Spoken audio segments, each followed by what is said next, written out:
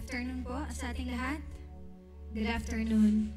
Welcome sa ating afternoon service. Today is January 24 and we thank the Lord na pinagtipon-tipon niya tayo sa hapon na ito upang siya ay purihin kasama ang ating mga brethren, our brothers and sisters in Christ. May I request everyone to please stand as we start. And let me read to you in Psalm 57, Awit 57, verses 9 hanggang sa 11. Sabi niya, I will praise you, O Lord, among the nations. I will sing of you among the peoples. For great is your love, reaching to the heavens. Your faithfulness reaches to the skies. Be exalted, O God, above the heavens. Let your glory be over all the earth. Amen. May God bless the reading of His Word. As we sing songs to our God this afternoon, may we be reminded of the lyric of this song we're about to sing. It tells us of God's faithfulness. Sabi niya dito, ang pagmamahal ng Panginoon, ang katapatan ng Panginoon ay hinahalin tulad ng isang ilog na siguradong aabot sa dagat. Hinahalin tulad din sa araw na siyang sumisinag bawat umaga sa east. Hinahalin tulad o mas sigurado pa ang katapatan ng Panginoon sa pagmamahal ng isang ina. Kung mahal man ng isang ina ang kanyang anak, masigurado ang pagmamahal ng Panginoon sa kanyang anak. Surer than stars still shine above. Ang katapatan ng Panginoon ay mas sigurado pa sa mga bituin na nagniningning sa kalangitan. At sabi niya, I can rest in your faithfulness. We can rest in His faithfulness. Because God is faithful. Tapat ang Panginoon. Ang katapatan ng Panginoon hindi lamang limitado doon sa mga hinahalin tulad ng isang writer, ng composer ng kantang ito, kundi napakaraming pruweba. Mababasa natin sa Biblia at mismo sa ating mga mata makikita natin ang katapatan ng Panginoon.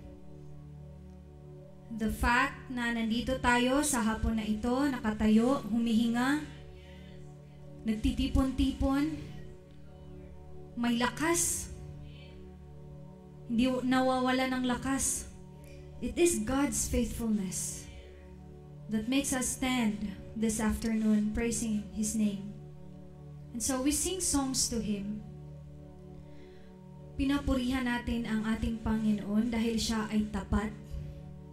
Ang sabi ng salita ng Panginoon na ating binasa, napakadakila ng kanyang pagmamahal, abot hanggang langit. Ang kanyang katapatan, abot hanggang langit. Napakadakila ng ating Panginoon. Amen? There's no reason for us to stop singing of His great love. There's no reason for us to stop praising His name, giving thanks to His name, exalting His name every day, because God never fails. It is His great love. It is because of His great love He poured out towards us. He sacrificed His own Son for us. And so if we come to think of it, we are unfaithful to the Lord, but He is still faithful towards us. And that's a reason why we thank Him, we praise Him this afternoon. That's why we are here. That's why we are gathered. Because we remember that He is faithful. God, we thank You for Your faithfulness, Lord. Ang iyong pagmamahal na dakila, na siyang abot hanggang langit. Ang iyong pagmamahal, ang iyong katapatan na abot hanggang langit is the reason why we are still standing and breathing breathing of your grace. Lord, we thank you for that. Walang makakahigit pa, Panginoon, sa iyong pagmamahal. Napakadakilang pagmamahal sa amin, Panginoon. We thank you, Lord. Indeed, God, we cannot explain this kind of love. The kind of love na ikaw lamang ang meron. Thank you, Lord, for extending that kind of love towards us. We sing songs to you, Lord, as our thanksgiving, as our praise offering to you, Lord. We bless your name. We bless your name.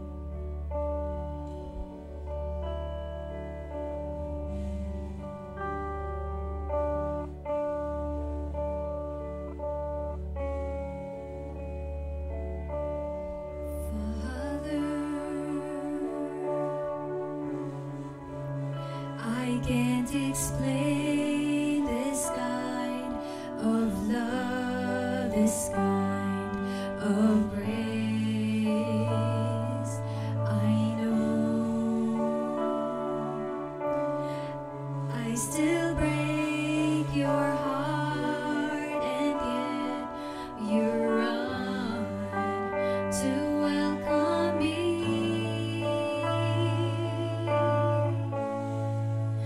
This is my song of praise to you.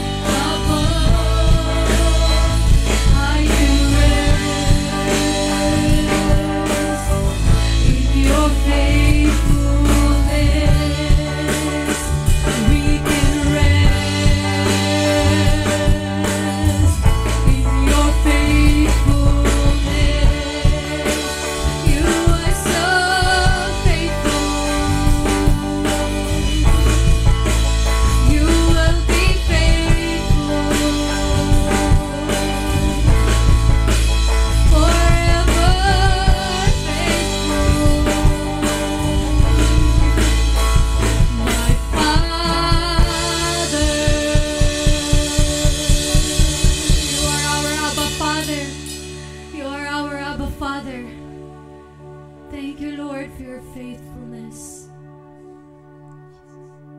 And this is my song of praise to you for who you are and all that you do.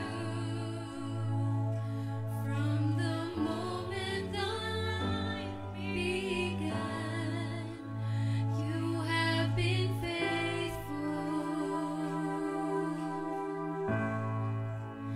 You will be faithful, forever faithful, forever faithful.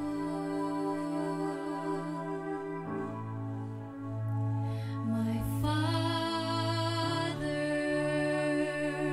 thank you for your faithfulness, our Father. Thank you, Lord. Your faithfulness reaches to the heavens, your love reaches to the skies. Thank you, our Abba Father. You are indeed a Father. You are our Father. We thank you, Lord. We will praise you. In Jesus' name, amen and amen. Let me read to you in Lamentations, chapter 3, verses 22 hanggang sa 23. Sabi niya, because of the Lord's great love, we are not consumed, for His compassions never fail. They are new every morning. Great is your faithfulness. Amen. Praise God. They are new every morning. His compassion, His love, His faithfulness, they are new every morning. Bago bawat araw. Sariwa bawat araw. We thank the Lord for that. And so we continue to sing songs to our God, singing that He is our Father. And we sing of the Father's love towards us.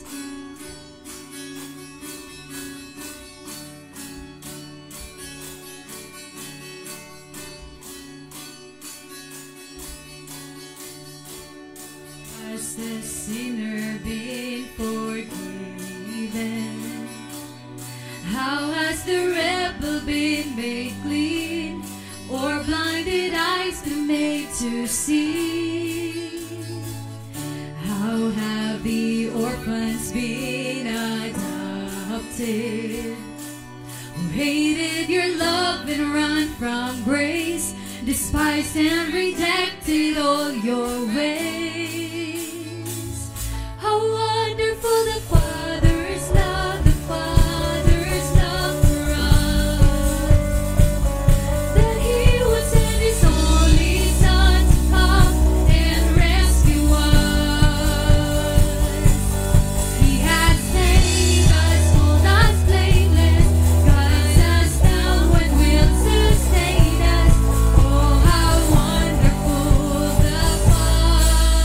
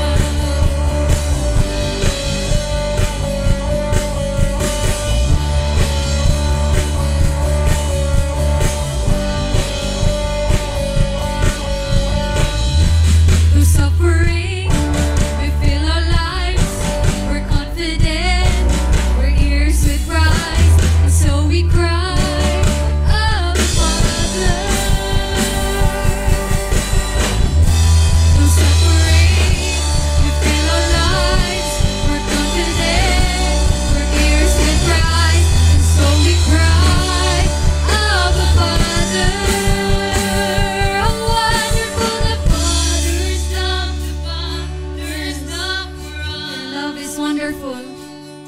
And He would send His only Son to rescue us. So wonderful.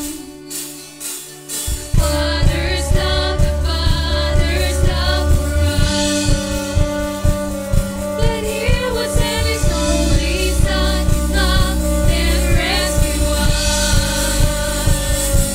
Wonderful the Father's love for us.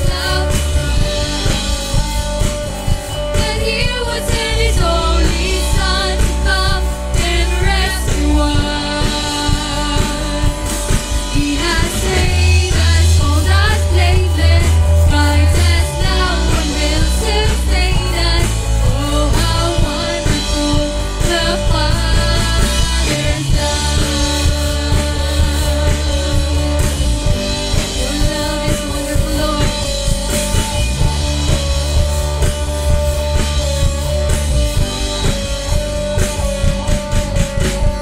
Amen. Thank you, Lord, for your love.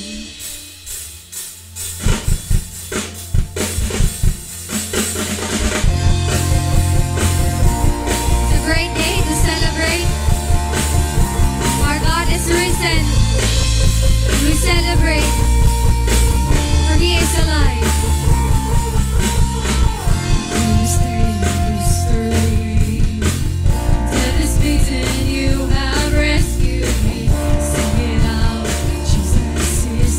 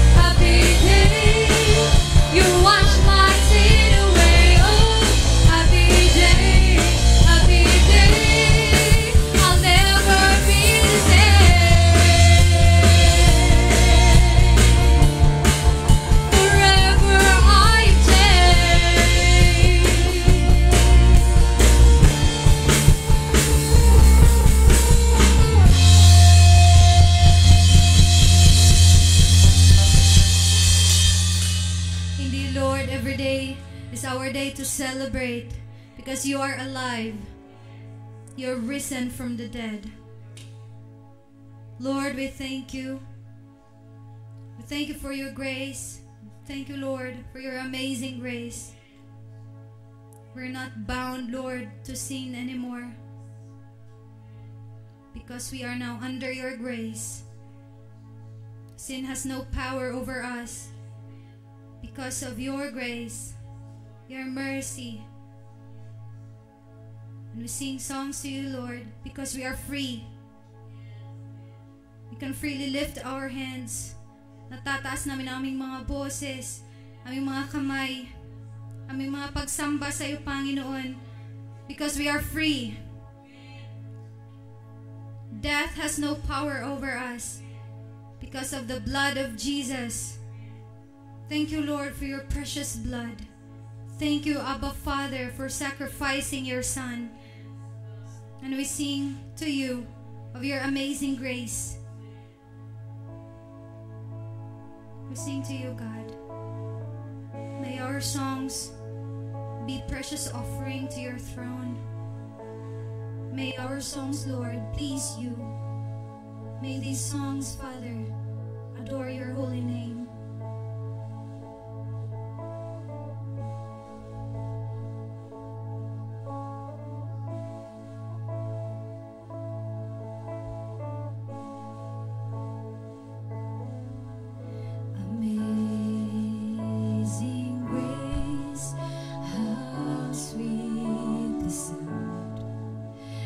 Saved a wretch like me.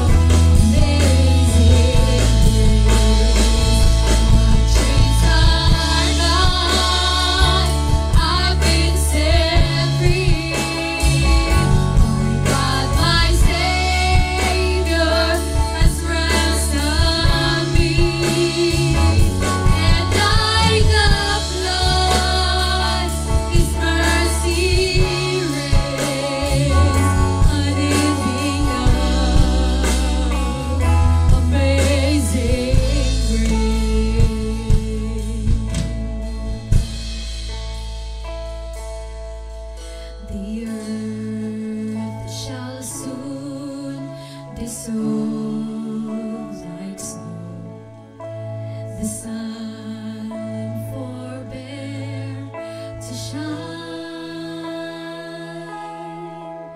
but God who called me here below will be forever mine. Will be forever mine. You are forever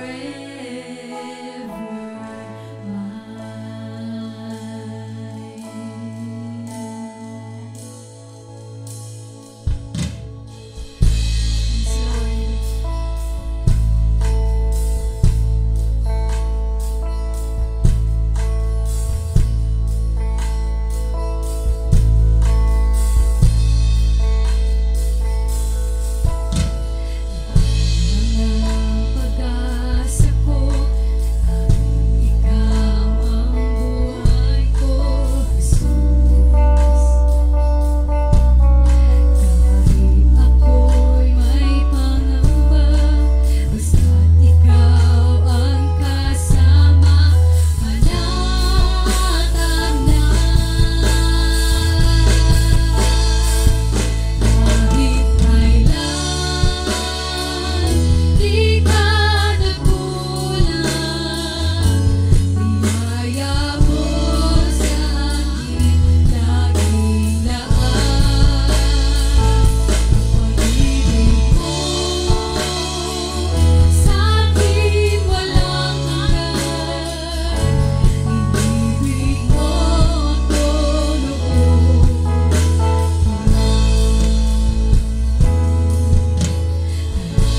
Ika'y sasambahin, paligid man ay magdilim, Jesus. Kahit may suliranin man ang aking aawitan, ikaw lamang. Kahit kailan di ka nagkulang, biyaya mo sa akin laging laan. Pag-ibig mo sa akin walang hanggan, inibig mo ako noon.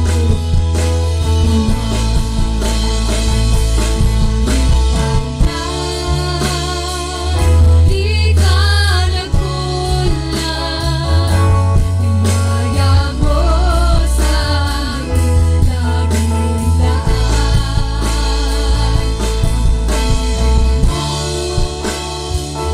Sa akin walang hanggan, inibig mo ako noon. Kahit kailan di ka nagkulang, Amen. Di ka nagkulang, biyaya mo sa akin laging laan. Pag-ibig mo sa akin walang hanggan, inibig mo ako noon. Inibig mo ako noon. Inibig mo ako noon.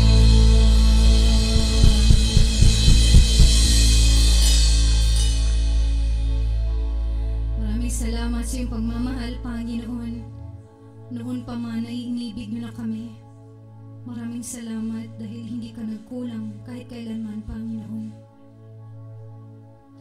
Kung tutuusin, Lord, kami ang maraming pagkukulang sa iyo.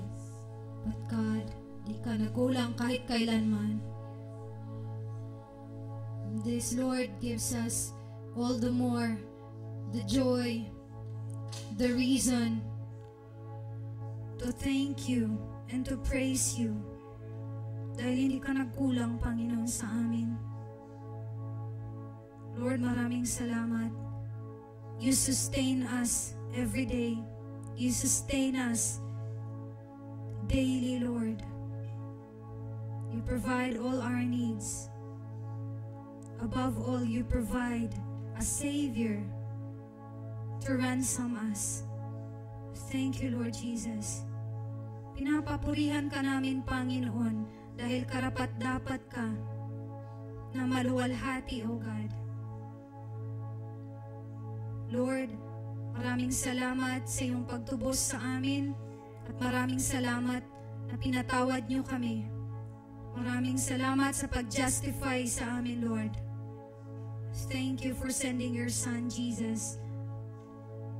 And we celebrate because you love us. We celebrate because you have freed us from sin, from the bondage of sin. Thank you, God. Wala kaming magagawa para mapantayan ang iyong pagmamahal. God, we are here. We are offering to you songs of praise and thanksgiving, Lord, for saving us. We offer this to you, Lord. May this songs of praises and thanksgiving be a pleasing aroma to you. May you accept our worship, God. We thank you, Lord. All glory, honor, and praises only in the mighty name of Jesus. Amen and amen. Praise God.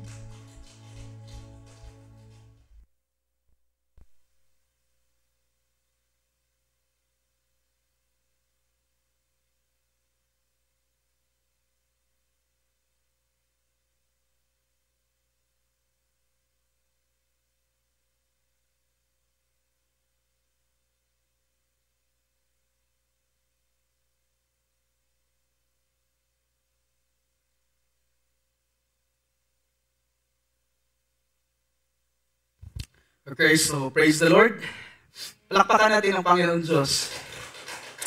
So, in this afternoon, I am so glad na muli kong nakita dito si Nanay Impen. So, praise the Lord na nandito si Nanay Impen. Palakpakan natin ang Panginoon Diyos, mga kapatid. Now, it is my very joy na makita ang bawat isa sa atin sa bawat weekend and sabay-sabay tayong magpuri sa ating buhay na Panginoon Diyos. Amen? So, nagalak pa ang bawat isa sa atin. Praise the Lord. So, now, in this afternoon, mga kapatid, muli ko po kayong inanyahan na tayo po ay muling tumayo as we honor and respect sa salita ng ating buhay na Panginoon Diyos. And pakibuklat po sa inyong mga Biblia in the book of 1 John chapter 3, verses 1 to 3. Okay, so 1 John chapter 3, verses 1 to 3. So basahin ko po ito sa ESV, and the word of the Lord says, "See what kind of love the Father has given to us, that we should be called children of God. And so we are. The reason why the world does not know us is that it did not know Him. Beloved, we are God's children now, and what we will be has not yet appeared. But we know that when He appears, we shall be like Him, because we shall see Him as He is. And everyone who thus hopes in Him purifies himself as He is pure." May the Lord bless the reading of His word. Let us bow down our heads and let us close our eyes. At tayo po ay mananalangin. Panginoong Diyos, your love, O God, is so great. Hindi mahihigitan, Panginoong Diyos, ang iyong dakilang pagmamahal. And because of that, O Lord, ang bawat isa sa amin, nagiging Kristiyano kami, Panginoon Diyos, because you initiated sa us, Panginoon, ng tagapagligtas. And Lord, kung wala si Jesus, Panginoon, kawawa ang bawat isa sa amin, O Diyos. But because of your great love, O God, pinadala niyo po sa amin ang iyong nagkaisa-isahang anak para ang bawat isa sa amin na sumasampalataya sa inyo ay nagkakaroon kami ng karapatan na magiging anak niyo, Panginoon. Salamat, O Diyos, sa inyong mga anak na sa Sunday na ito, nagkatipon-tipon kami sa sanktuaryong ito because you saved us, O God. And that's the reason, Panginoon, kung bakit naparito ang bawat isa sa amin. Panginoon, habang patuloy kami na lumalakbay, O Diyos, sa year ng 2021, O God. Help us, Panginoon Diyos, na patuloy naming mauunawaan that Christianity is not about popularity. Christianity is all about denying ourselves and to fulfill the design of God sa bawat buhay namin. Salamat, Panginoong Diyos, sa hapon na ito. And I pray, O God, that your Holy Spirit ang mag-initiate, Panginoong Diyos, na magbukas ng bawat isipan at puso, O Diyos, na maunawaan namin ang iyong buhay na salita through your help, O God. And we love you, Lord. We thank you in this afternoon sa pangalan ni Jesus. Ang bawat isa ay sabay-sabay na magsabi ng Amen and Amen. So, you will not seek your seats in the presence of our living God. Okay, so magandang hapon sa lahat. So, I am so glad once again na nandito ang bawat isa sa atin. Bibigyan natin ng Panginoon Diyos ng isang palakpak. Praise God. Okay, so the title of our sermon this afternoon is God's Great Love. Ulitin ko po, God's Great Love. Now ako mga kapatid, naniwala ako na ang pagmamahal ng Panginoong Diyos ay isang pinakadakila. At ang pagmamahal ng Panginoong Diyos, mga kapatid, ay hindi po rude. And ang pagmamahal ng Panginoong Diyos, hindi ito nag-record sa lahat nating wrong when we are in Christ Jesus. Lahat nating mga kasalanan sa panahon na ikaw at ako ay lumalapit kay Panginoong Kristo by His grace and by His mercy, ang bawat kasalanan natin mga kapatid ay pinapatawad ng ating buhay na Panginoong Diyos. Now, love is one of the greatest motivators in the world. Do you agree with me? Now, when someone loves you, it gives you hope and strength. Amen? But sad to say that when you feel unloved or rejected by someone you love, it can be devastating.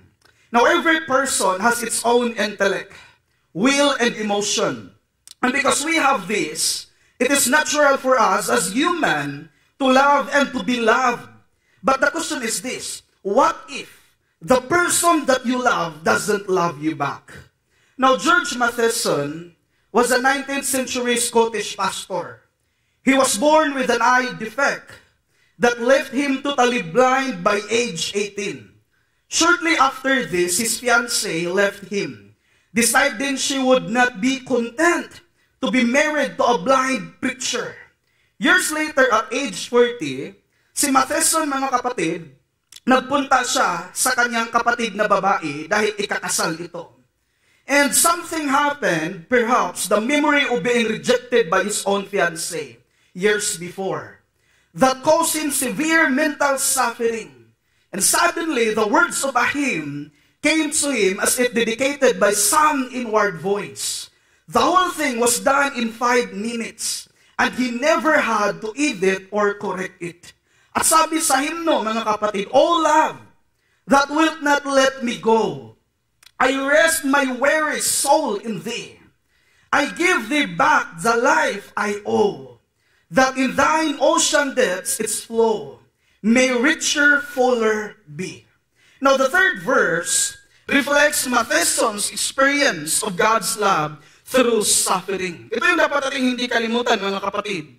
Sa kalagitnaan man ng mga sufferings natin, mga pagsubok man, ang pagmamahal ng Panginoon Diyos ay hindi po nawawala. Ang pagmamahal ng Panginoon Diyos, mga kapatid, nagpapatuloy po yan sa ating mga buhay.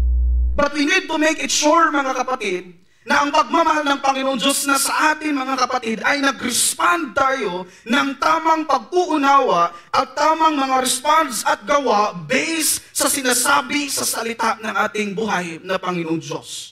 And the second, mga kapatid, sabi po niya, O joy that sakest me through pain, I cannot close my heart to thee. I trace the rainbow through the rain, and feel the promise is not vain, that morn shall tearless be. Na makikita natin dito, mga kapatid, kung gaano ka-heavy, kung gaano kabigat ang dala ni John Matheson. But because of the Lord's love sa kanyang buhay, mga kapatid, hindi siya nagpapakamatay, hindi siya nagkakaroon, mga kapatid, ng isang pag-uugali na ayaw niya na sa buhay nating Panginoon Diyos. Sa katotohanan nga niyan, mga kapatid, na-appreciate niya ang pagmamahal ng Panginoon Diyos sa panahon na meron siyang malaking pagsubok na dumarating sa kanyang buhay. And according to him, mga kapatid, sa second stanza, sa verse na ito, sabi niya, I cannot close my heart to thee. So ibig sabihin mga kapatid, sa panahon na ang Panginoon Diyos ay magmamahal sa atin, we cannot say no, Lord. We cannot say, Lord, bukas na Lord. Hindi po natin mahindian ang Panginoon Diyos mga kapatid sa panahon na ikaw at ako ay buksan ng Panginoon Diyos yung mga puso natin. Why? Because God is omnipotent. Our own will, mga kapatid, it doesn't matter if God is really choosing us to be in Him forever. Why? Because God is omnipotent. God is all sovereign. God is all powerful na walang isang tao na makapag-stop sa plano ng Panginoon Diyos sa bawat buhay ng mga tao na nandito sa lupa. Now, in His blindness and loneliness, perhaps feeling forsaken by the love of a woman, Matheson sought and found comfort in the unchanging love of God. Ano ang natatagpuan ni Matheson, mga kapatid? Ang comfort sa pagmamahal at sa hindi nagbabago na pagmamahal ng ating buhay na Panginoon Diyos. Now, maraming mga tao, mga kapatid, because they are longing for love, ang nangyari sa kanila, mga kapatid, sinayang po nila yung buhay nila. And because of that, mga kapatid, hindi po nila natatagpuan ang kagalakan na tunay sa pamamagitan ng pagmamahal na kanilang hinahanap. Kapatid, ang word na unconditional love, kay Kristo lamang po natin matatagpuan yan. Ang word na pagmamahal, mga kapatid, kay Kristo po natin matatagpuan yan at hindi po una at higit sa lahat sa tao. Once na si Kristo, mga kapatid, ang nagiging pundasyon sa bawat relasyon, sa pamilya, sa marriage man, sa friendship man, then that relationship is very blessed. Pero kapag hindi si Kristo ang nagiging sentro, mga kapatid, hindi si Kristo ang nagiging ugat sa bawat relasyon, nagiging sayang po ang lahat. Now, in our brokenness and loneliness, God's love can make us whole. Amen?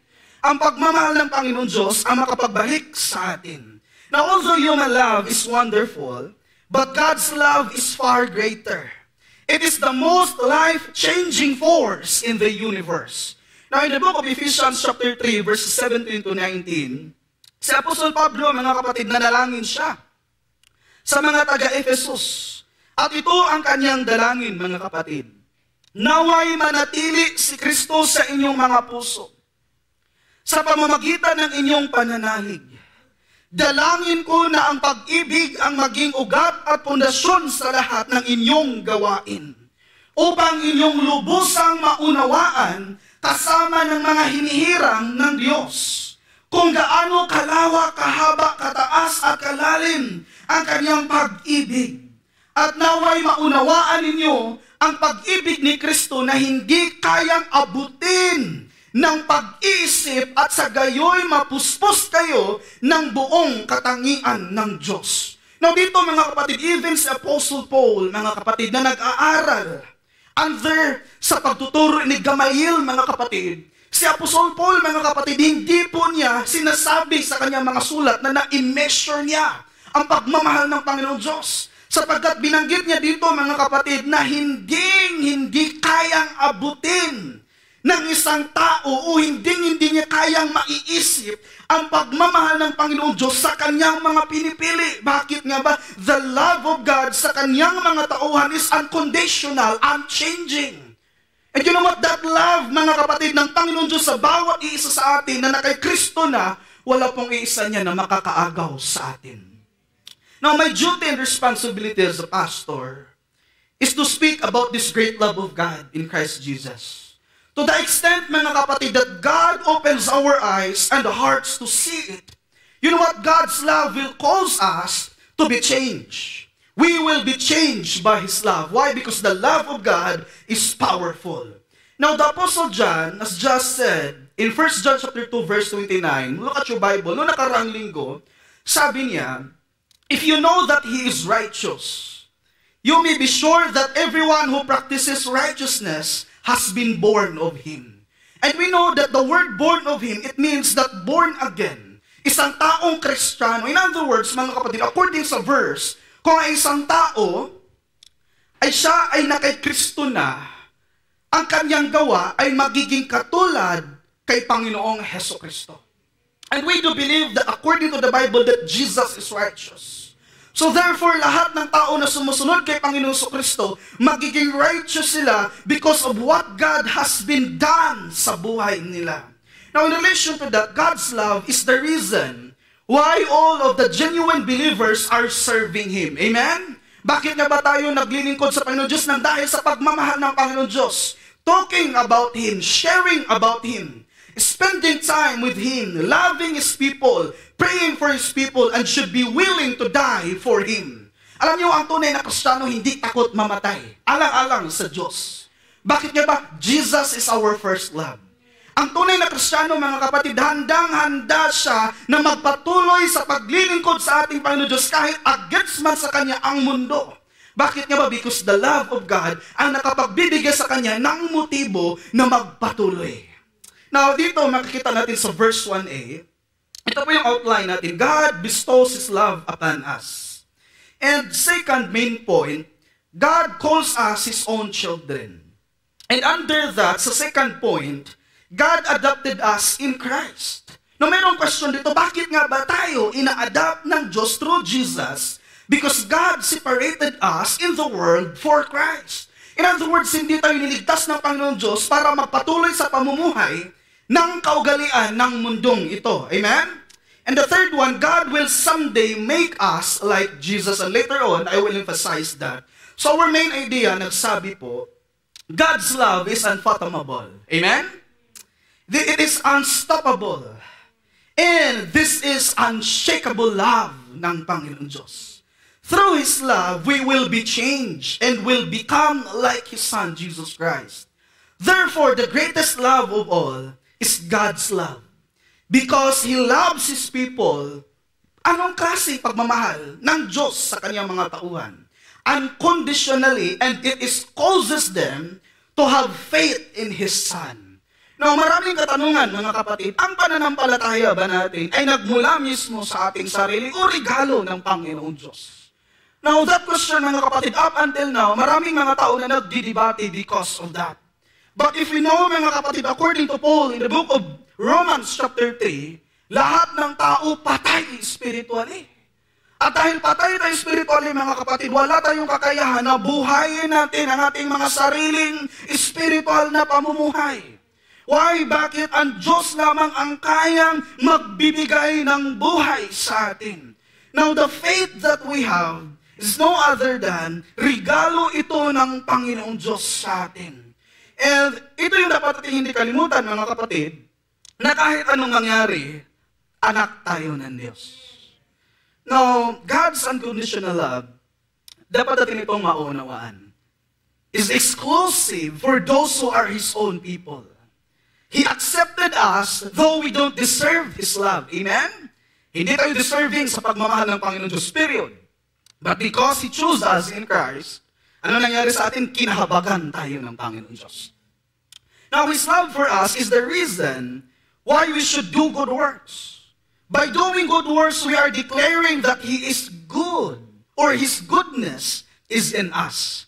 Now, to those who believe and accepted Jesus Christ as their Lord and Savior, ito yung dapat natin hindi kalimutan, are all God's children. Either they are new converts or old converts. Again, mga anak tayo ng Panginoon Diyos. Kahit ako, for example, bago pa ako na nagiging Kristiyano, ikaw matagal na, anak tayo ng Panginoon Diyos pareho. Why? Because we are believing in the same God. And because of that, we believe, ang nangyari sa atin, ikaw at ako ay na-born again because the Lord causes us to regenerate, mga kapatid, so that you and I will believe in the Son of God. Now, John chapter 1, verse 12 to 13, sabi dito, subalit ang lahat ng tumanggap at sumasampalataya sa Kanya, ay binigyan niya ng karapatang maging mga anak ng Diyos. Now, the word mga anak ng Diyos, nag-refer ito sa mga believers. Nag-refer ito, mga kapatid, sa mga taong sumasampalataya at tumanggap kay Panginoong Jesucristo. Ano nga ba ang action ng isang tao na nahipok ng Panginoon Diyos? Ano nga ba ang action ng isang tao, kapatid, na nakakaranas sa pagmamahal ng Panginoon Diyos? The action is tumanggap at sumasampalataya sa Panginoon Diyos. Sabi pa sa 13, sila ay naging mga anak ng Diyos. Hindi dahil sa isinilang sila ayon sa kalikasan o sa kagustuhan o sa kagagawan ng tao, kundi ayon, look at this verse, ayon sa kalooban ng Diyos. In other words, mga kapatid, si Jesus, mga kapatid, nagdala siya sa atin ng isang biyaya. At anong biyaya na yun, mga kapatid, na sa pamamagitan niya, magkakaroon tayo ng kalayaan. Kapatid at mga kaibigan, hindi mo matatagpuan ang genuine na love by this world apart from Christ. Hindi mo matatagpuan ang genuine love, mga kapatid, apart from the person of the begotten Son of God. Because genuine love, mga kapatid, ay nagmula yan sa ating Panginoon Diyos. Why? Because God is love. Now, to be loved by God is the most precious relationship that you and I can ever have because God's love cannot be compared. Amen? Hindi makukumpara ang pagmamahal ng Diyos. Sabi po ni Regina Clarinda, God's love is the most powerful love there is. In other words, hindi ito mahigitan. Pinamakapangyarihan ng pagmamahal ng Diyos. Sabi niya, it is a bond that draws us to God and motivates us to serve Him successfully. So, ang pagmamahal pala ng Panginoon Diyos, mga kapatid, hindi ka nagiging passive. Kundi ang pagmamahal ng Diyos, nagbibigay ito sa ating mga kapatid na tinatawag nating active na pananampalataya sa Diyos.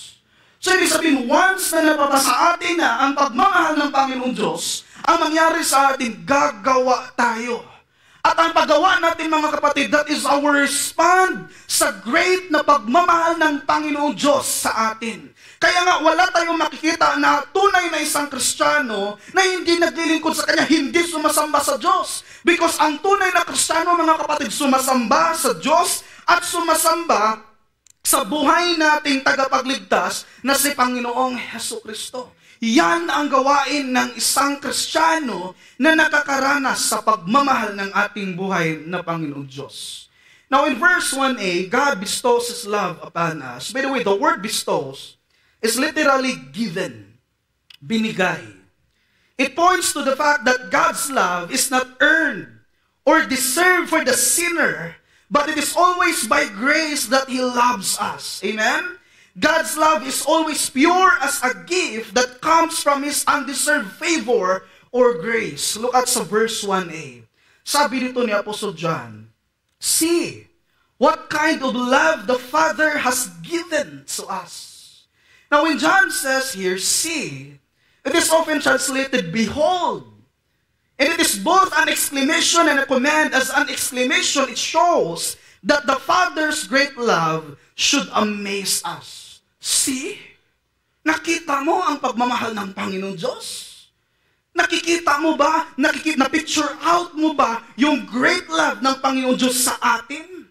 That He sent His only Son para sa atin? Now, ikaw kapatid, kaya mo bang ibigay ang iyong anak sa isang taong gumagawa ng kasalanan as a ransom sa sala ng isang tao at pinakamamahal mo yung anak? Hindi natin yan magagawa. Amen? Why? Because para sa atin, deserving yan siya. That is who we are. Deserving tayo na mamatay, mga kapatid, because of our great sin against God. But because the Lord chose us in Christ, He gave us Jesus. Now, the word behold is a command. At nagpapakita ito that the Father's great love should instruct us. The command is, stop everything else. Look at this. Think about it. Ponder the significance of it. And the word translated, how great, is literally, what kind. So, ibig sabihin, see how great the love of God is. Tingnan mo kung gaano kalaki ang pagmamahal ng Panginoon Diyos sa atin. In other words, mga kapatid, this kind of love that God has been given to us is unimaginable. Pakisabi nga, unimaginable. So great that we cannot imagine how vast it is, how huge it is.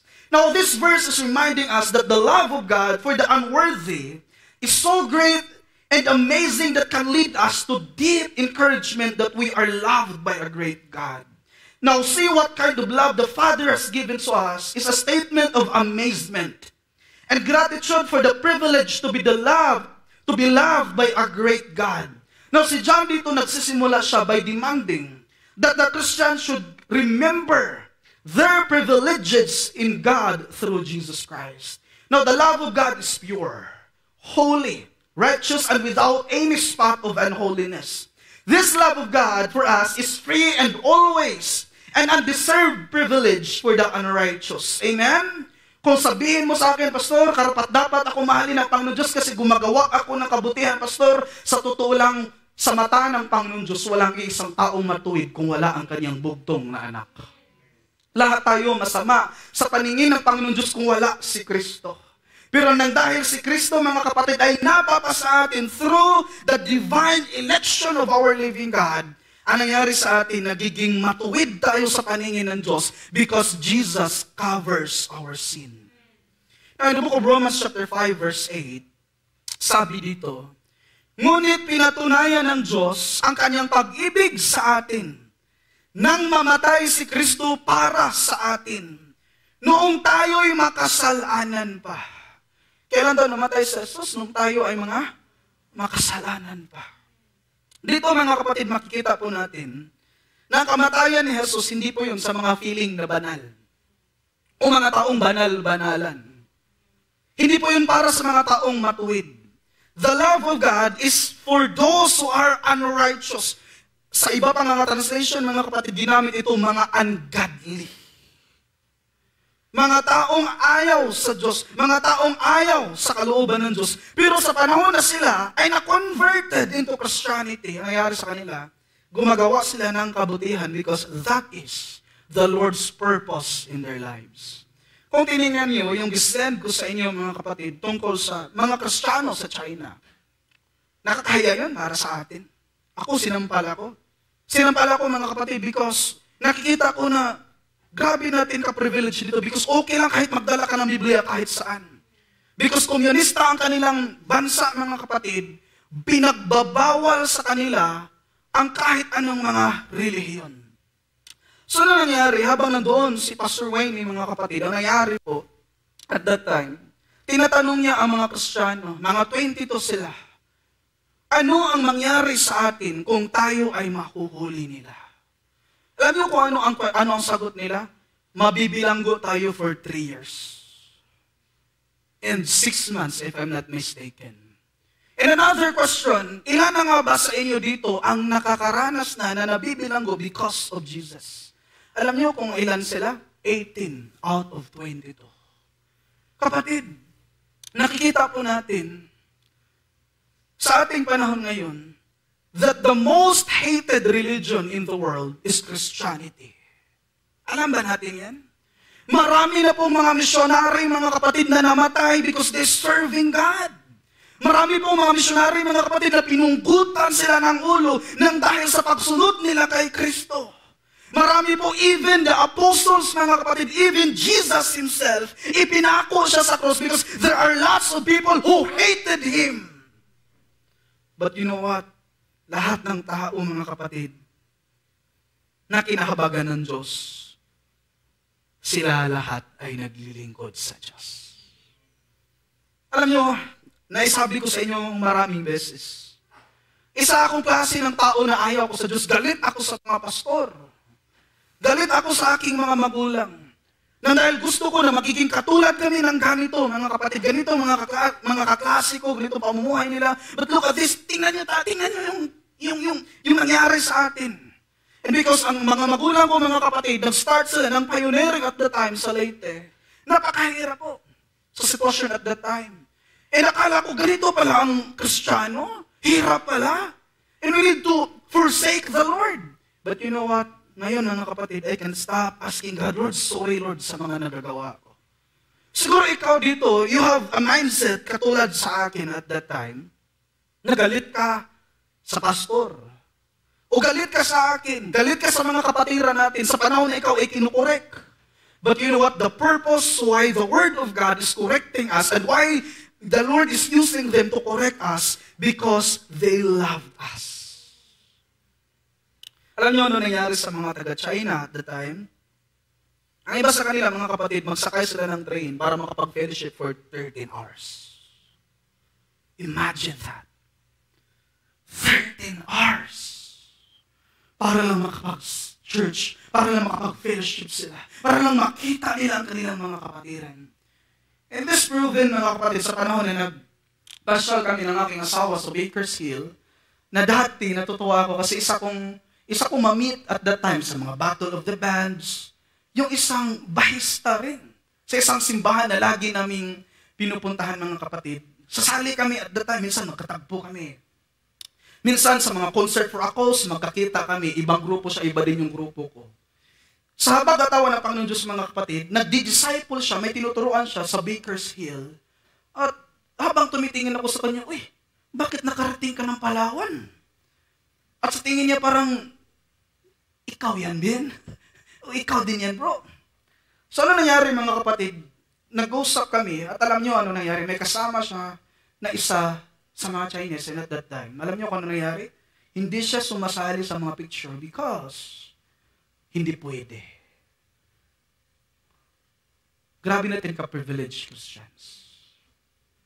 At ito yung nakakamangha, mga kapatid, at that time. Sabi ng mga Chinese, Pastor, please pray for me na magiging katulad ako sa iyo. Pero alam niyo kung ano ang sagot ng pastor, mga kapatid? No. I will pray that me and the American people magiging katulad sa inyo. Imagine ka 13 hours. Imagine ka kapag mahuli sila na nagkatulad ng ginagawa natin dito, mabibilanggo sila, mapaparusahan sila, sigurado yan. Pero handa silang mamatay ng dahil sa pagmamahal ng Panginoon Diyos. Tayo, mga kapatid, malaki po yung hamon sa atin. Walang persecution dito. Amen? Siguro sa family, pinipersecute ka. Anong klaseng reunion na? Natural yan sa pagsunod natin sa Diyos. Ipag-pray mo sila, hayaan mo sila. Ang importante na magpatuloy tayo because nararanasan natin yung pagmamahal ng Panginoon Diyos. Yan yung pinaka-importante sa atin. Hayaan mo sila. Natural yan. Habang susunod tayo sa Diyos, maraming mga taong magtatawa sa atin kasi sa panahon na tataas tayo ng ating kamay sa pag-awit sa Panginoon Diyos, pinapangalanan nila tayong nasisiraan na yan. Pero sa totoo, hindi po. We are just amazed sa dakilang pagmamahal ng Diyos sa atin. Ang pagmamahal ng Panginoon ay may patunay na siya ang unang nagmahal sa atin sa pamamagitan ng buhay ni Jesus, na siyang namatay para sa ating mga kasalanan. Ang pagmamahal ng Diyos ay hindi lamang puro salita sapagkat ito ay kanyang pinatunayan sa pamamagitan ng kanyang pagbibigay sa atin ng tagapagligtas. Ang kamatayan ni Jesus, mga kapatid, ibabaw sa cross ay isang patunay na dakila ang pagmamahal ng Diyos para sa atin na kanyang mga pinipili. Now, what kind of God's love John meant here? Number one, God's love is the greatest love. Pangalawa, God's love is amazing. Pangatlo, God's love is incomprehensible. Now, in insights to this, mga kapatid, to be loved by a great God is the greatest privilege that we can experience because we know that we don't deserve to be loved by God because of our sin and trespasses. God's love for us is always amazing. To think that a sinner like us will be forgiven by Him when we come to Jesus for our salvation. Nakita nyo kanina yung lyrics sa Amazing Grace. Ano sinabi doon? Amazing grace, how sweet the sound that saved a wretch like me. Mga kapatid, kung titingnan natin yung word na wretch, mga kapatid, grabe po kasama ng word na yun. Grabe po ka-negative ng word na yun. Pero totoo po na tayo ay mga makasalanan, masama tayo, but the love of God causes us to be changed because that is the will of God sa ating mga buhay. So let me ask you this question. Kumusta yung buhay natin ngayon? Bilang mga Kristiyano, kumusta tayo ngayon? Are we worshiping God sa ating buhay? Or even sa Facebook, are we worshiping the Lord? Even sa pag-post natin sa Instagram, are we worshiping the Lord? Worship is not just hawakan mo ang gitara, kukuha ka ng mikropono, hindi lang po yun. Because the Bible says, mga kapatid, either you eat or drink, do it all for the glory of God. So even sa pagkain natin, pag inom natin ng tubig, we are honoring God. We are worshiping God. That is why, dapat sa ating bahay, may practice po na before tayo kakain, there is a prayer. Before tayo magsialisan, before tayo matulog, sana pamilya magkakaroon tayo ng devotional. Amen ba? That is the will of God. Mga magulang, I challenge you this afternoon, please. Turuan niyo ang inyong mga anak sa salita ng Diyos. Kasi kapag hindi, ang mundo ang magturo sa kanila ng false na Messiah, false na Kristo. Amen? Ang mundo ang magturo sa kanila. Ang Kristo sa mundong ito, mga kapatid, sa mga taong nagmamahal sa mundong ito, okay lang kahit walang repentance sa'yo. But that is not Jesus in the Bible. Because ang Kristo na nasa Biblia, mga kapatid, gusto niya na iwan natin ang sala. That is why sabi niya sa isang babae, mga kapatid, sa isang storya sa Bible, John chapter 8, ano sabi niya sa adulterous woman? Go and sin no more. Ibig sabihin na magiging perpekto yung buhay ng Kristiyano. Pero hindi na tayong mananatili sa sala. The Father's great love also should instruct us about our relationship with one another. Are you concerned sa bawat isa dito? Sa panahon na pinangumusta ka ng kapatiran mo, ano ang nararamdaman mo? Comfort para sa akin. Bihira lang po na may mga taong mangungumusta sa atin, kapatid. Amen ba? Being a family, mga kapatid, dapat mayroong word na kumusta ang trabaho, kumusta na tayo ngayon. Hindi po negative na tinatanong tayo, kinukumusta tayo. Para sa akin, mga kapatid, isa po yung encouragement, isa po yung way, mga kapatid, para maka-express tayo kung kumusta na yung buhay natin ngayon bilang nag-claim na isang Kristiyano. In the book of Ephesians chapter 5, verses 1 to 2, sabi dito, yaman kayo'y mga anak na minamahal ng Diyos. Tularan ninyo siya. Mamuhay kayo ng may pagmamahal tulad ni Kristo. Dahil sa kanyang pagmamahal sa atin. Inialay niya ang kanyang buhay bilang mabangong alay at handog sa Diyos. Ano sabi niya dito? Mamuhay kayo ng may pagmamahal tulad ni Kristo. Alam niyo mga kapatid, minamahal ni Jesus ang bawat tao na nasa Kanya. Sabi pa in the book of John chapter 10, no one can snatch us out from the hands the Father, the Son, and the Holy Spirit. We are always secured. Why? Because we are the children of God. That is why siguraduhin po natin kung ako ba ay anak ng Diyos. Ako ba ay tunay na nga ba akong Kristiyano? Dito sa sabi ni Paul in the book of Corinthians, mga kapatid, we need to examine kung ang faith ba na meron tayo ngayon, nagmula ba talaga ito sa Diyos? O baka sumasampalataya lang tayo sa Panginoon Diyos, mga kapatid, because we feel na parang mas tama sila. Mga kapatid, hindi po yan. Dapat po natin hindi kalimutan that the faith that we have right now is always the gift of God ito sa mga taong unworthy na iligtas ng Panginoon Diyos. Ito sa'yo, mga Kristiyano, mapagpala sila. Kahit hindi tayo katulad ng mga taong tagamundo, mga kapatid, kung meron na tayong sasakyan, praise the Lord. Kung meron na tayong bahay, praise the Lord. Kung mabibili mo man ang kagustuhan mo, hindi ka man naghihirap katulad ng ibang tao, praise the Lord, praise God. Salamat sa Panginoon Diyos. Pero hindi ibig sabihin kung Kristiyano, wala kang sasakyan, kawawa ka. Kasi sa Biblia, ang kawawa ang taong walang Kristo. Now, in verse 1b and 2a and c, makikita natin dito, God calls us His own children. Now, when we are in Christ, by grace through faith in Him, dapat nating maiintindihan na tayo ay nagiging legal adopted into God's own family. Now, so verse 1b and 2a, God adopted us in Christ. Sabi dito, that we should be called children of God. And look at this kasunod na, and so we are. Now, God did not just call us as His children in Christ, but He also made us His children by adopting us through His Son. So, ibig sabihin, kung si Kristo wala sa akin, how can I be an adopted child of God kung wala si Kristo sa atin? The only way na magiging son tayo ng Diyos, magiging anak tayo ng Diyos, is we need Jesus at the center before a holy God. Now, believers in Jesus, we are all adopted into God's royal family. And God personally showed to us His great love by sending to us His only Son so that we can be His own adopted children. You know what? To adopt someone is to make that person a legal son or daughter. Adoption is one of the metaphors used in the Bible to explain kung paano ang Kristiyano nagiging miyembro sa pamilya ng ating buhay na Panginoon Diyos.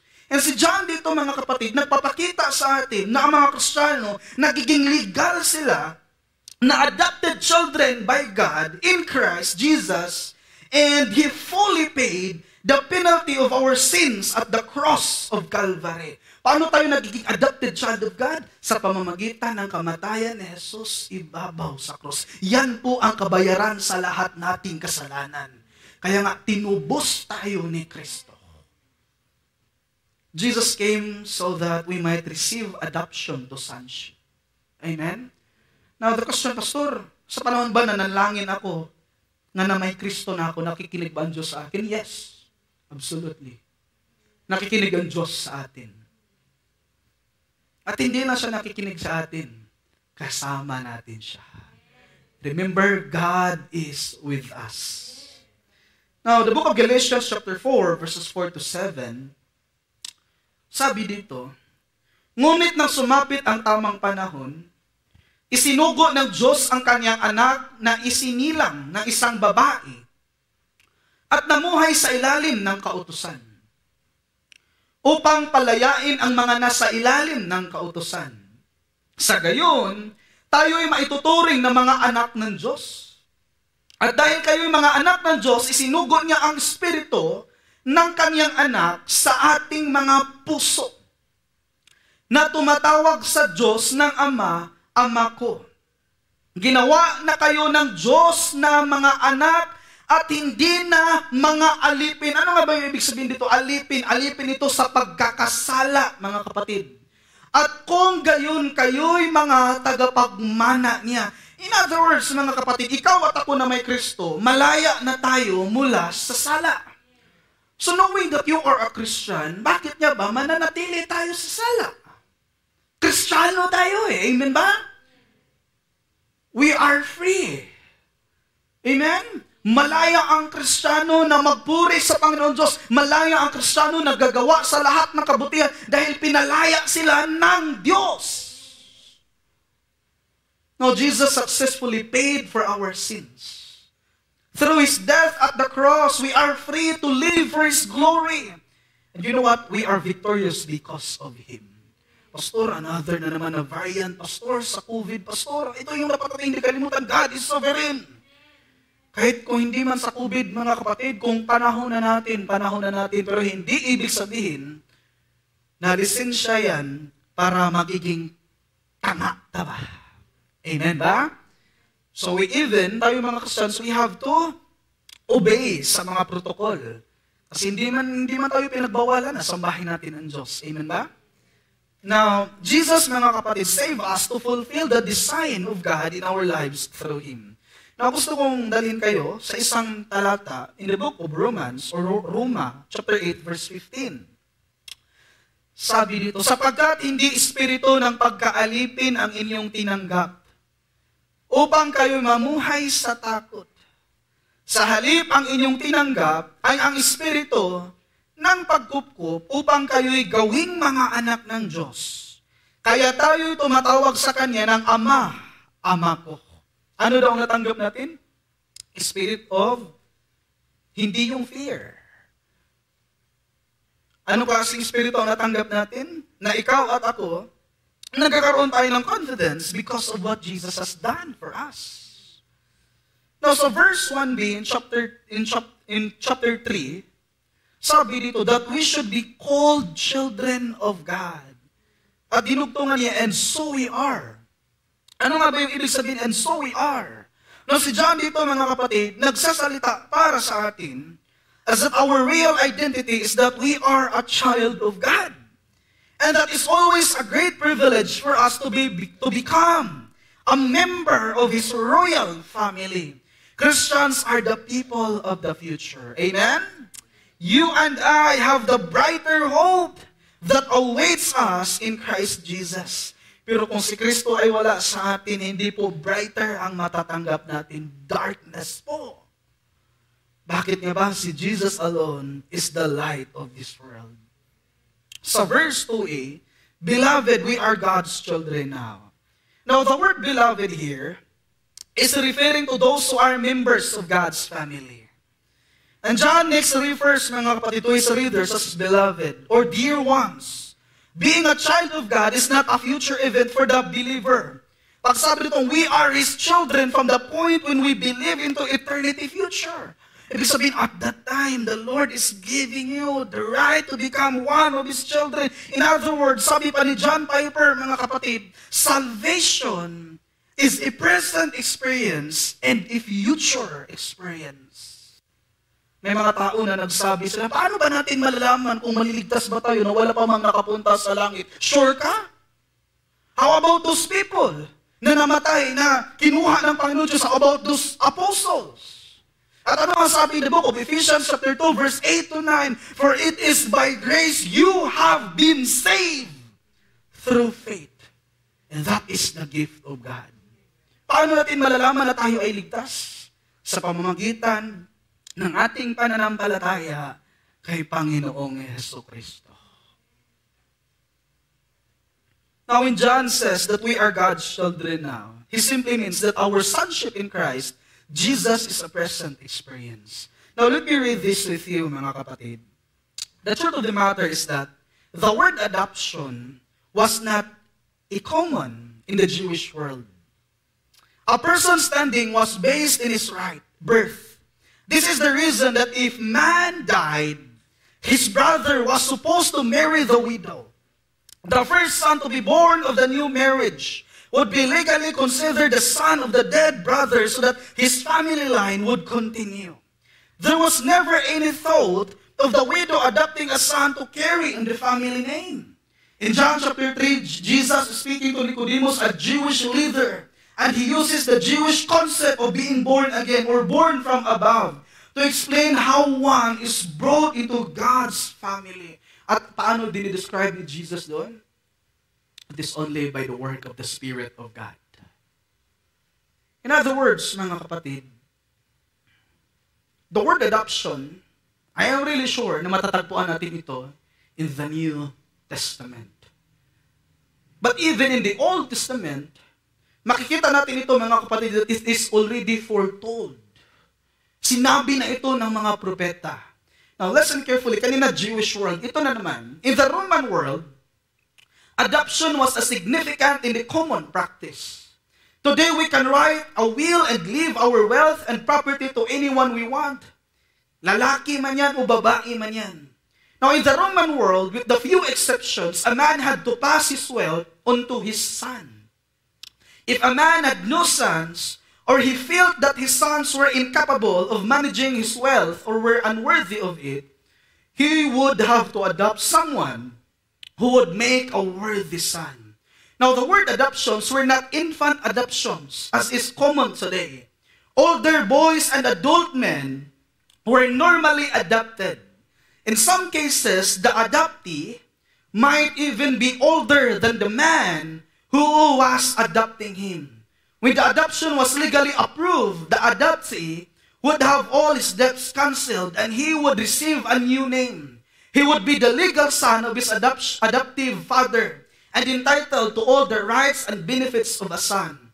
A father could disown his natural-born son, but an adoption was irreversible. Alam nyo, mga kapatid, kapag sa ating panahon ngayon, the word adoption, kapag ikaw ay mag-adopt ka ng isang bata,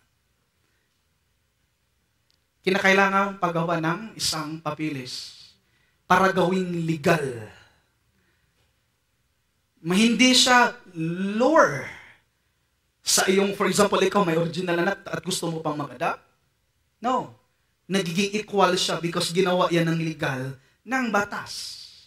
Makatanggap din siya ng ari-arian mo kung sakaling ipamana mo na sa iyong mga anak. Kitang walay mga jam mo, di tatuga-tuga o adat. Mahal ang gatas. Amen? Pampers pa lang. Mahal kayo. Amen ba?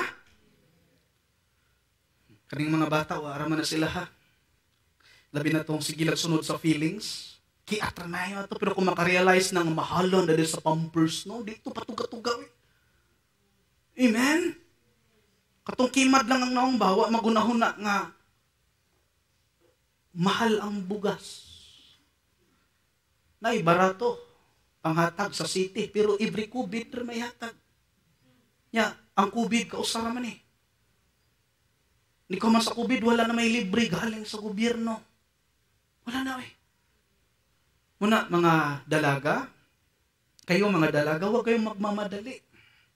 Hindi, pastor, kumikirot na kasi yung puso ko, pastor. Kumikirot yung mata. Wala eh.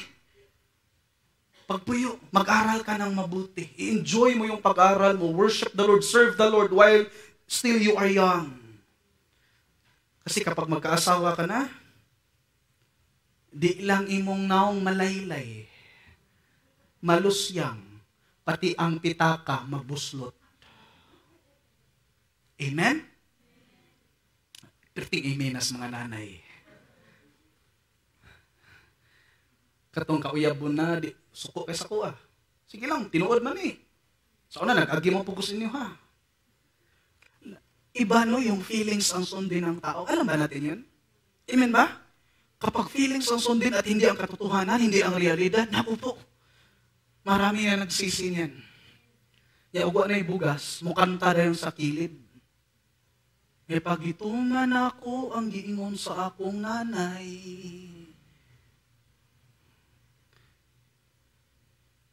Singles, mag-pray muna.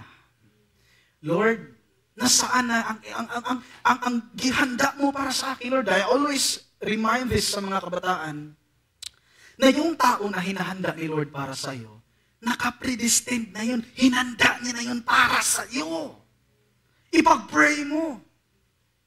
Di kayo mag-una-una ka, kutob sa makit-ani mo, kanimo ragwapo ni. Uyabon ko ni. Ito maganda ito, parang ito yung likes ko.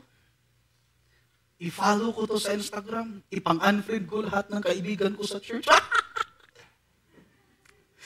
Agoy, basig na ay nagbuhat na to, ana, ha? Wala ba ko kay bawa na, sa tinood lang. Kaya kung dili ipang unfriend o unfollow, makita man na, labinag na si pastor. Makitaan man na.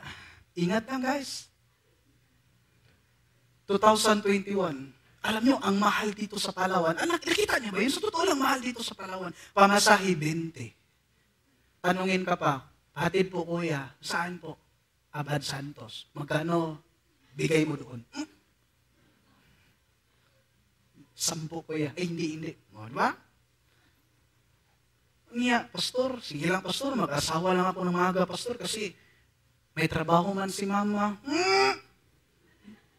Kaluoy si mong mama, oy. Pagpuyo. Amen? Suportahin dyan ko ninyo mga nanay. Ato nang ipangkampanya. Mga youth, ayaw mo glingaw na ako. Dapat ang unahin natin, yung relasyon natin sa Diyos. That is our very foundation. Now, Christians are legal adopted in God through Jesus Christ, our Lord, who shed His blood at the cross of Calvary more than 2,000 years ago.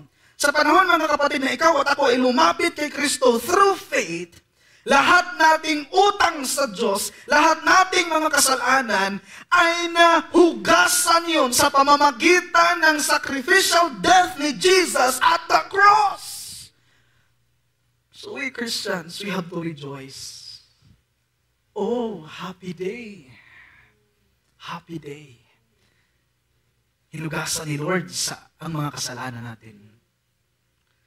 Now, God adopts people who are unworthy, completely unworthy, because He adopts on the basis of what? By His grace. Inadopt niya tayo through His grace. So mga Kristiyano, we have been born into God's family using a Jewish metaphor and adopted into God's family using a Roman metaphor. The end result is the same. Christians are forever part of God's family. Christians tayo always.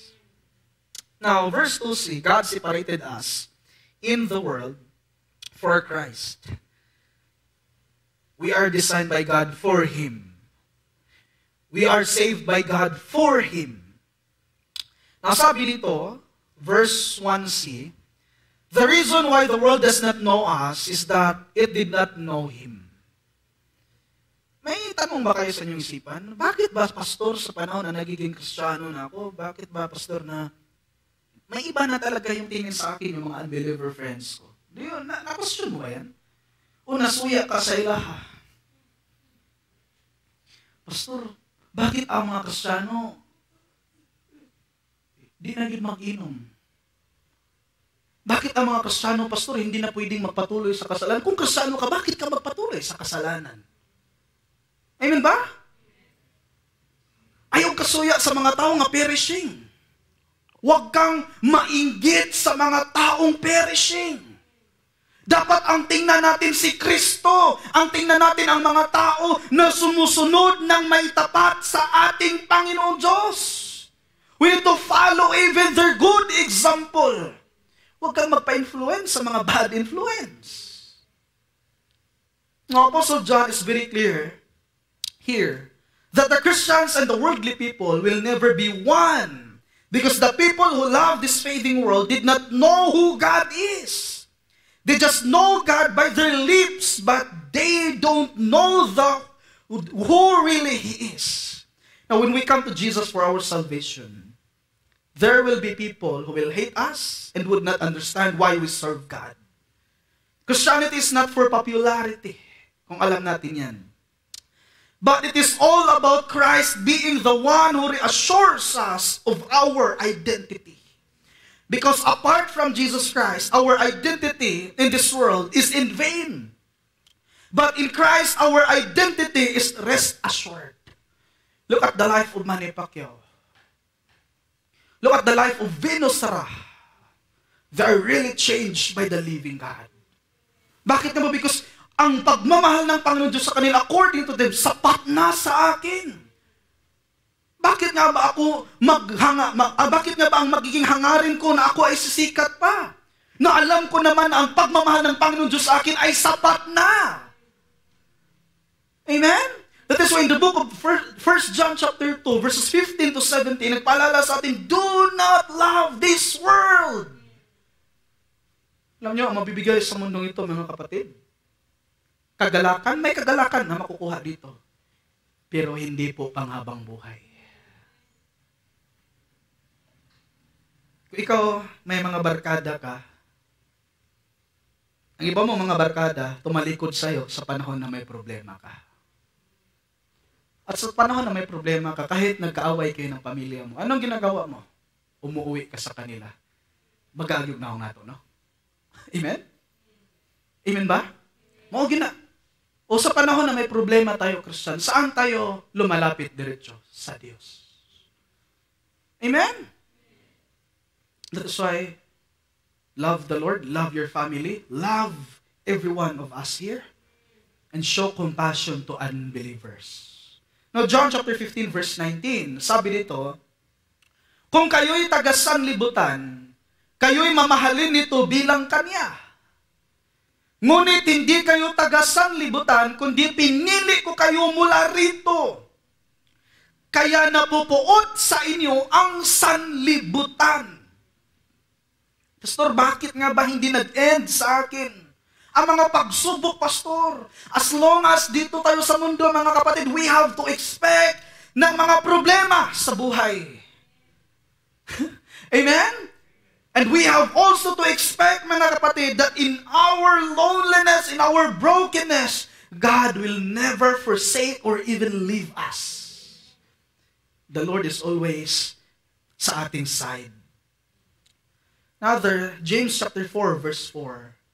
Sabi dito, mga taksil, Hindi ba ninyo alam na kapag nakikipagkaibigan kayo sa sanlibutan, ay kinakaaway naman ninyo ang Diyos? Ang sino mang nagnanais na maging kaibigan ng sanlibutan ay nagiging kaaway ng Diyos. The Bible is not saying na huwag ka nang iwan mo lahat ng kaibigan mo, yung wala pa. Paano natin sa marriage out, di ba? Now, we need also to ask the Bible. Ibig sabihin nito, mga kapatid, na yung gawain nila, huwag mong tularan ang ginagawa nila because ang Kristiyano ay binago ng Diyos from within. Bago ang mga Kristiyano. Kaya nga, I really love this. Charles Spurgeon once said, "O Christian, the world is not your friend. If it is, then you are not God's friend." Masakit pero totoo. Comes from the very word of our living God. Now, last point, God will someday make us like Jesus. Verse 2b and verse 3. Sabi dito, "And what we will be has not yet appeared. But we know that when He appears, we shall be like Him because we shall see Him as He is." Now when John says that, "And what we will be has not yet appeared," he meant that our future has not yet completely been revealed. In eternity with the Lord, lahat ng mga Kristiyano makakaranas lang ng bagong katawan and exist forever in God's presence in a way far superior to our lives today. Kristiyano, huwag natin itong kalimutan. Merong buhay na nag-await sa atin. Buhay na wala ng problema. Buhay na wala ng pagsubok. Buhay na wala ng kasalanan. At meron tayong katawan na tinatawag na glorified body. Hindi na yun mamamatay. Di na po tumangunot. Wala na kay gasto dito sa iskinol.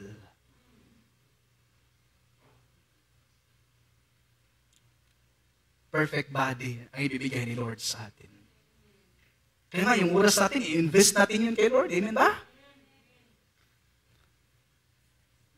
The ESV Study Bible says that when John says that, "And what we will be has not yet appeared," means having glorified bodies that will never be sick or grow old or die, and being completely without sin. No one like that has yet appeared on earth except Christ Himself after His resurrection.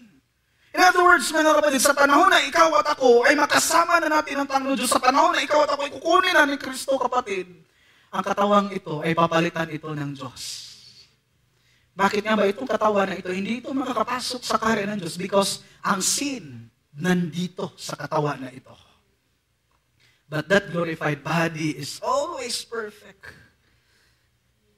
Because that is the gift of God sa mga taong sumusunod kay Kristo Jesus.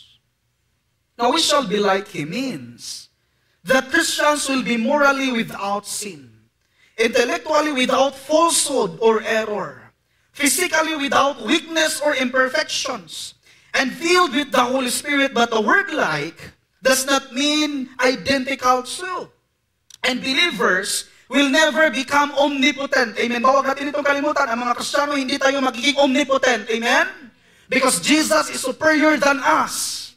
Hindi tayo magiging omniscient as Christ is. Since He is both man and God. Ano ang meron sa atin? Glorified body. When Christ returns, we will be like Him. For we will see Him as He really is. God's children bear the image of Christ and will share in His glory. Mga kapatid, our life here on earth cannot be compared to the glory that God has been preparing for us in Christ Jesus. Hindi ito maikumpara. Kaya nga yung paghihirap natin dito, iiyak mo yan sa Diyos. Okay lang, mag-iyak ka sa Diyos. Walang problema. Lord, mabigat na talaga, Lord, iiyak mo sa Panginoon Diyos. Lord, maraming pagsubok, Lord, sabihan mo si Lord. Makinig ang Panginoon Diyos sa atin. The purpose of our problems, the purpose of our sufferings, hindi po tayo para sakta ng Panginoon Diyos. The purpose of our sufferings, para mas lalo tayong lalapit sa Diyos. In the book of Romans chapter 8, verses 18 to 19, sabi dito, "Para sa akin, ang mga pagtitiis natin sa kasalukuyan ay hindi maihahambing sa kaluwalhatiang ipapahayag sa atin ng balang araw, sapagkat nananabik ang sangnilikha na ihayag ng Diyos ang kanyang mga anak. May isang author, mga kapatid, na nagsabi, our best life daw dito magsisimula sa mundo. That is false. Our best life will not start here on earth, but it will start when we are with Jesus forever. Why? Because to believe, to be with Him in eternity is to experience of no more pain, difficulties, troubles, tribulations, sufferings, brokenness, and sin. In other words, to be with Jesus is our eternal joy and peace. That is our best life. 1 John chapter 3, verse 3, last verse. And everyone who thus hopes in Him purifies himself as He is pure. Now to those who have this hope, keep themselves pure, seeking to become more like Jesus in anticipation of His glorious appearing. It is partly for this reason that God's children will not be ashamed when Jesus returns. Jesus came so that we will not remain in our sin. Rather, He gives us freedom to serve Him and to worship Him in our lives. Ano ang binigyan ng Diyos sa atin? Kalayaan para sambahin natin siya. The word purify Himself, mga kapatid, is referring to the active role that a Christian plays in the effort to overcome sin. But this statement also points to ultimate reliance on Jesus, the pure one, to accomplish this effort. Now listen carefully. It is very impossible for us to overcome every sin in our lives when we are not putting our whole trust in Jesus Christ. Hindi natin ma-overcome. Pastor, hindi na ako gagawa ng pagkakasala. Pastor, pagsikapan ko, ma-fail ka. Put your trust in your confidence in Christ Jesus. All of the believers will do the works that God has been given to them. Not because they ask His grace more, but this is the evidence that God's grace in us. Listen carefully, mga kapatid, ang habag ng Diyos, hindi ito lisensya para magpatuloy tayo sa sala. Ang habag ng Diyos ay kalayaan ito mula sa kasalanan. We are saved to experience the wonders of His grace by living it for His glory and praise. We are not called to live like the pagans do. We are called by God to live differently than the pagans. Paul Washer once said, the evidence of salvation, the evidence of repentance, the evidence of faith is a change and a changing life. The word changing dito, mga kapatid, is a progressive word. Patuloy na kabaguhan sa kaniyang buhay. Naranasan mo ba yung pagbago ng Diyos sa buhay mo? So na malita kaya ka, di ka palupig. Karon, bahala rin mo diha. Amen ba? Na binago ka ng Diyos. Sa una, masuko ka kay gusto dyan kang sige itong it. Karon wala na. Gibiyaan na. Binago ka ng Diyos. Binago tayo ng Diyos. Amen? Mga kapatid, let me share this with you. Speaking about love, sa panahon na ako ay nag-court kay Sister Shekinah, first time na nag-meet kami, nakita ko siya Inter-Bible School sa Cebu. Yung mga lalaki, hawad mo kayo ng sniper.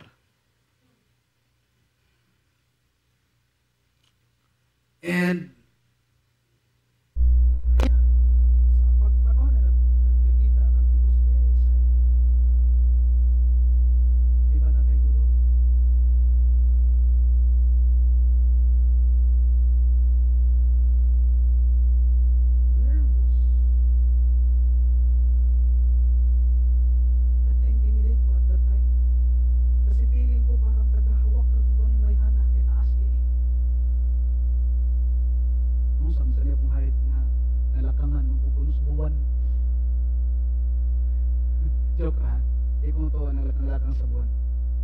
that time, naggumawa siya sa ministry nila, sa outreach ministry, together with her pastor in Nazarene denomination. Sabi ko sa kanya, dito lang ako sa SM Lab. Ay, Shekinah. Hanap ako na, di pa to love eh. Shekinah pa to. Sa nangyari mga kapatid, nag-antay ako doon. Uy, mga lalaki, mag-practice tayong mag-wait. Amen ba? Boys, men, tingkatawan daso na nakikiwat na. Skwila sa dong ha. So ano nangyari mga kapatid? Sabi niya, hindi, magpunta ka muna doon sa school para sa school niyo kasi nag-dorm ako sa school. May anak kasi matagalan talaga ako. Kaning lalaki lagi. Ganahan ko makakita na niya. Kanang gugma nga nag-urus-urus usahay, no? Kinahanglan po na natong butangag tubig ba? Amen ba? Pero salamat sa Diyos. Nakahuwat po ko ato. 4 hours. Nakita sa konti ilagi. Yung SM sa Cebu, ang laki-laki nun eh. Akyat ako, tingin-tingin doon sa GB Music. Nayagit na ba? Nayagit na nang dahil galing pa sa barko at that time. Galing ako late. Wala. Nanimahok ng batutos. Pero sa panahon na nakita na ako siya mag-isunod, grabing tilipaya. Ay, nawa ka kapoy. Relate kayo sa tayo, June. Worth the wait. Kung naho na ito, di kayo na maabot yung mga lasot. So, Indian nun ko na ni. Dili abot nun siya. Kapatid, the lesson here is this. If you love someone, you are willing to give up and you are willing to invest your time with that person. Amen? God did a very great and incomparable love by sending to us His Holy Son, righteous Son, Jesus Christ. Mahal tayo ng Diyos. Pinadala niya si Kristo dahil sa kanyang pagmamahal sa atin. Kaya we need to respond sa pagmamahal ng Panginoon Diyos. Amen? Lord, I am a sinner, Lord. Lord, help me. Oh God, help me, Lord. Be gracious to me, my God. Amen? Mga tatay, may challenge for you. Love your wife as Christ loved the church. Mabigat po ang di-compare eh. Bakit mabigat, Pastor? Imagine ka, as Jesus loved His church. Katulad ng pagmahal ni Jesus sa kanyang iglesia. Tayo. Amen? Now, if you think of that, God's love is tolerant because He loves us, then I tell you that you have a wrong theological understanding of His love. Because God's love is not tolerant and His love can change us and admonish us to be a new person. Now, I want you na gusto ko tingnan nyo inyong mga Biblia. 2 Corinthians chapter 5 verse 17. Kaya kung nakipag-isa na kay Kristo ang isang tao, ano raw? Isa na siyang bagong nilalang. Wala na ang dati niyang pagkatao, sa halip ito'y napalitan na ng bago. Walang Kristiyano na hindi na bago ng Diyos. Lahat ng Kristiyano ay binago ng Panginoong Diyos. So in my conclusion, mga kapatid, ang pag-ibig ng Diyos ang pinakadakila sa lahat. Dahil walang matigas na puso na hindi niya kayang baguhin sa pamamagitan ng kanyang kamanghamanghang pag-ibig. Now, this is another conclusion. If God's love is the greatest love of all, by what? By providing us a Savior, Jesus Christ, to die in our place. Therefore, the true shape of love is not a heart, but a cross. Kung makita natin ang cross, mga kapatid, remember the love of God. Remember the death of Jesus. Remember the grace of God. And remember how depraved we are. That is the love of God. Let's bow down our heads and let us pray. Father God, we love you and we thank you for your goodness and your faithfulness, O God. Thank you for your amazing grace, Panginoon. Salamat, Ama, dahil minahal niyo kami kahit hindi kami mga karapat-dapat, Panginoon Diyos. And I pray, O Lord, that to those who are listening to your word, O God, I pray, O Panginoon Diyos, na mag-respond kami ng tamang response, Panginoon Diyos. Because you want us, O God, to be like your Son, Jesus Christ. And help us, O Lord, that our lives, O God, hangarin namin, Panginoon Diyos, na mabago ang bawat isa sa amin. Dahil yan ang kalooban niyo po para sa amin, Panginoon. And I pray for the young people, O God, na patuloy niyo pong kakausapin sa Lord Diyos, palambutin ang bawat puso, Panginoon.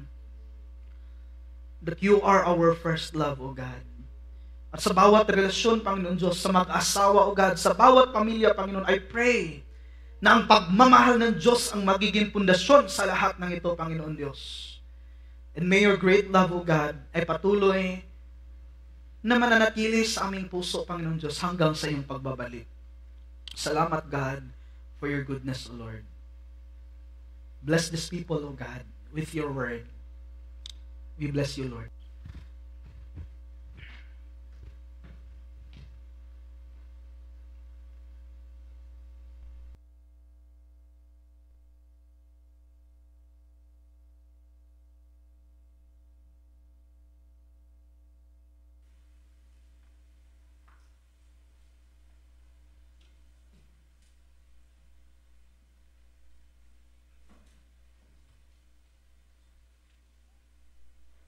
Amen. Ang ganda ng testimony. Hindi limitado ang habag ng Panginoon sa atin lamang dito, kundi para sa lahat na may pananampalataya sa Kanya. So let's rise up from our seats before we go home. Let's reflect on God's love. His love that conquers all sin, covers a multitude of sin. Grabe ang Panginoon. Grabe ang Panginoon. If you think that there is no hope for you, there is hope in Christ. If your heart is searching for a love that can satisfy, we can never find that satisfaction towards the opposite sex or the other person. But the only one who can truly satisfy our heart is the one who created it. The one who created us is Christ, and is the only one who can also satisfy us. If we are searching for that, kung hinahanap man natin yan dito sa mundo, sa mga bagay na kaya nating maabot, it can give us joy temporarily. But a lasting love, a lasting joy can only be found in Christ. So there is hope for us. There is hope for us. If we are stuck in sin, kapag naipit tayo sa sala, kapatid, there is hope in Christ. There is hope in Him. So as we sing this song, final song, Amazing Grace, we are wretched, we are sinners, we are evil, we have done nothing good in the eyes of God, but He saved us. Ang ganda, ang lawak, unimaginable, ang habag, ang pagmamahal ng Panginoon sa atin. And I am inviting everyone that as we sing this song, let's reflect how amazing God's grace is for us. Indeed, His grace is amazing.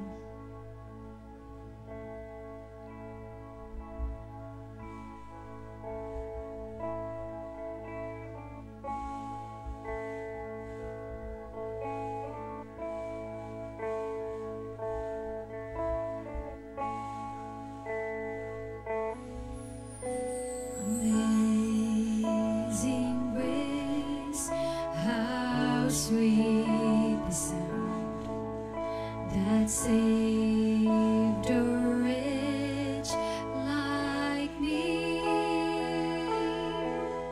I once was lost,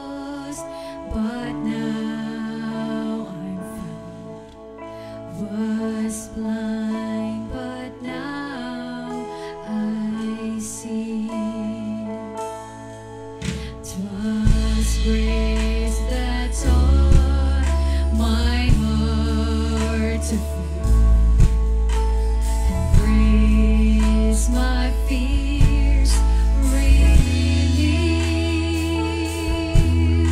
How precious did that grace appear the hour I first believed. My chains are gone, I've been set free. My God, my Savior, has ransomed me. And like a flood, His mercy reigns, unending love, amazing grace. The Lord has promised good to me. His word, my hope secures. He will my shield and portion. As long as life endures, my chains are gone, I've been set free. My God, my Savior, has ransomed me. And like a flood, His mercy reigns, unending love, amazing grace. My chains are gone, I've been set free. My God, my Savior, has ransomed me. And like a flood, His mercy reigns, unending love, amazing grace.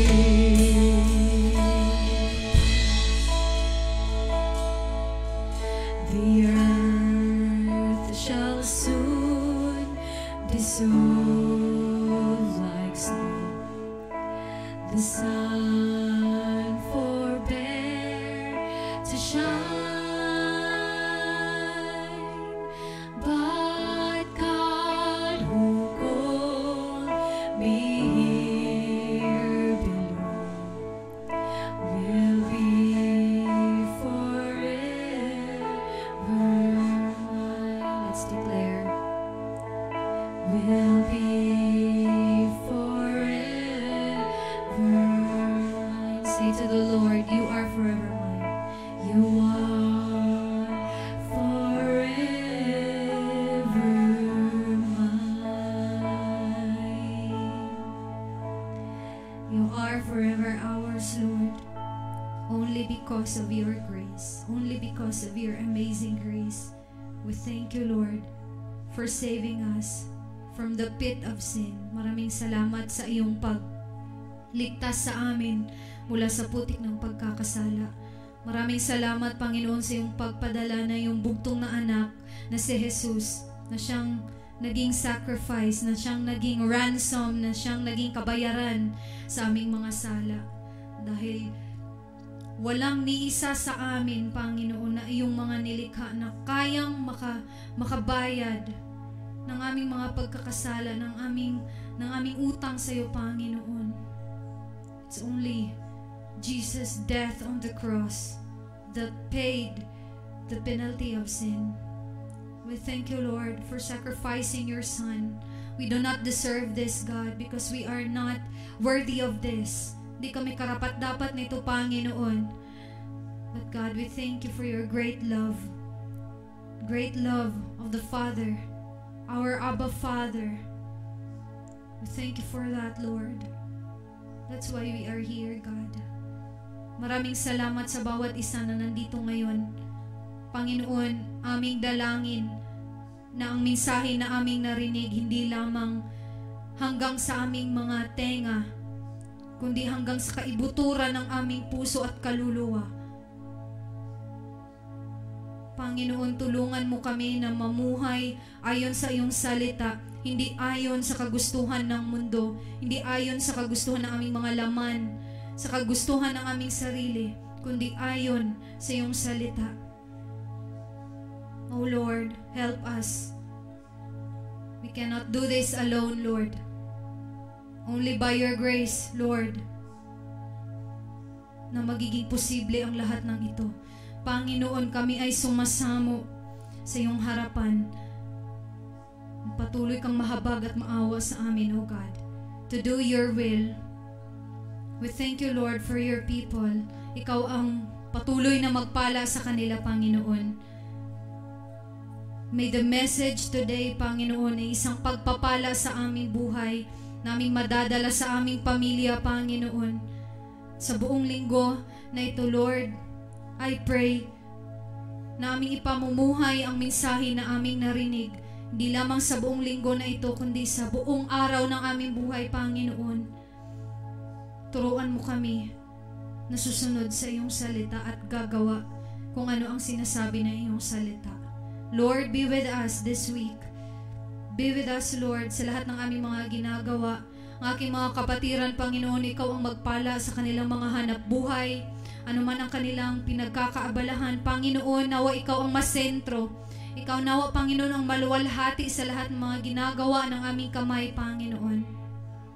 May we bring glory to your name, O God. Ikaw ang magpala maging sa aming grace giving, Lord. Ikaw ang patuloy na magpala sa pagtitipon na ito, Panginoon.